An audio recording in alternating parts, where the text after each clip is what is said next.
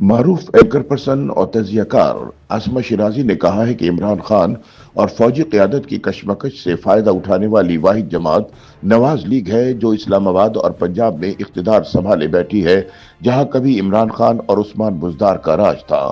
Be B C Urdu کے لیے اپنے سیاسی تجزیے میں عاصمہ شیرازی کہتی ہیں کہ حالات سے زیادہ واقعات نے طاقتور فوجی اسٹیبلشمنٹ اور تحریک انصاف کو آمنے سامنے لا کھڑا کیا ہے۔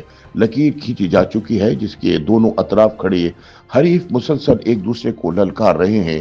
ستم ظریفی کے عمران خان کسی طور قابو نہیں آ رہے، وجہ کوئی بھی ہو وہ جیل کو اور جیل انہیں سوٹ کر گئی ہے۔ رہی بات ان کی جماعت پی ٹی آئی کی، تو اسے بھی عمران خان کو جیل سے نکالنے کی کوئی جلدی نہیں، کیونکہ خان صاحب ایک اور منڈیلا بننے کی کوششوں میں مصروف ہیں۔ عاصمہ شیرازی کے بقول اس ساری کشمکش کی واحد اور یکتا بینیفیشری نون لیگ کی حکومت ہے، جو ہاتھ میں پاپ کارن لیے انگلیاں منہ میں دبائے پردے پہ چلتی فلم کو دلچسپی سے دیکھ رہی ہے۔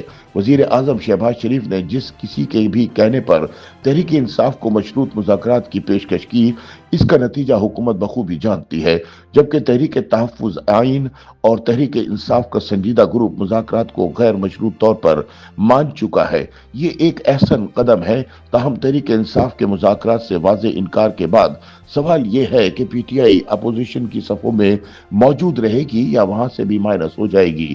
پی ٹی آئی تحریک تحفظ آئین کے کاندھوں پر بندوق رکھ کر چلانے کی کوشش میں ہے تو فوجی اسٹیبلشمنٹ حکومت کے کاندھوں پر۔ مذاکرات کی offer per P T I کے پیچھے ہٹ جانے سے محمود اچکزئی کی زیر قیادت تحریک تحفظ آئین اور مولانا فضل الرحمان آگے بڑھ سکتے ہیں۔ ایسے میں سوال یہ ہے کہ تحریک انصاف کے ہاتھ کیا آئے گا؟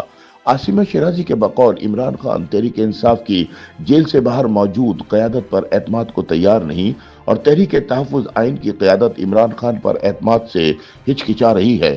ایسے میں عمران خان نے اسٹریٹ موومنٹ شروع کرنے کی ہدایت دے دی ہے، جس پر عمل درآمد کے لیے سہیل آفریدی خیبر پختونخوا میں خاطر خواہ نتائج تلاش کرتے کرتے پنجاب جا پہنچے، جہاں ازل سے انقلاب کے دشمن پنجابیوں نے کوئی خاطر خواہ جواب نہیں دیا۔ ایک برس میں عمران اور ان کی جماعت کی جانب سے دی گئی احتجاجی کالز جس طرح ناکام ہوئیں، اسی طرح عمران کی تازہ ترین اسٹریٹ موومنٹ کی کال بھی ناکامی کا شکار ہوتی دکھائی دیتی ہے۔ عاصمہ شیرازی کے مطابق مزاحمت مفاہمت کی طرف جاری ہے، جبکہ انقلاب کہیں راستے میں کی بورڈ جنگجوؤں کے کمپیوٹر سے جھانک رہا ہے۔ سال 2025 میں شور اور زور کی کشمکش اپنے عروج پر رہی۔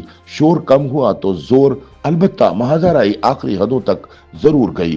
زور نے چیخ کر کہا کہ تم ہو کون؟ شور نے جواب دیا میں ہی تو ہوں۔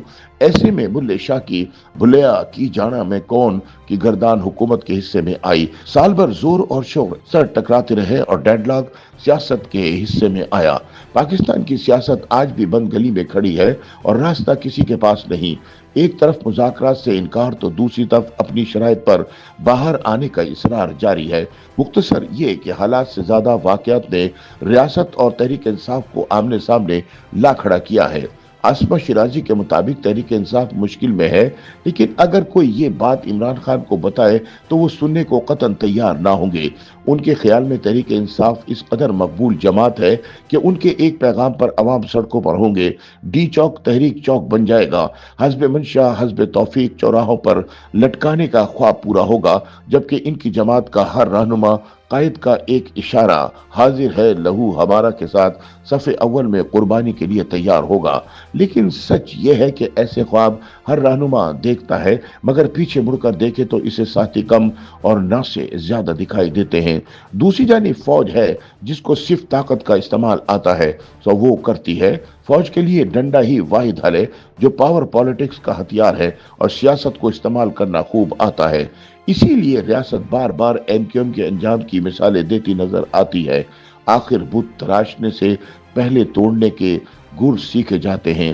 رہنما بنانے والے پاؤں کاٹنے کا ہنر جانتے ہیں، اور تو اور مقبول کو نامعقول اور مشہور کو بے شعور کرنے میں انہیں وقت ہی کتنا لگتا ہے۔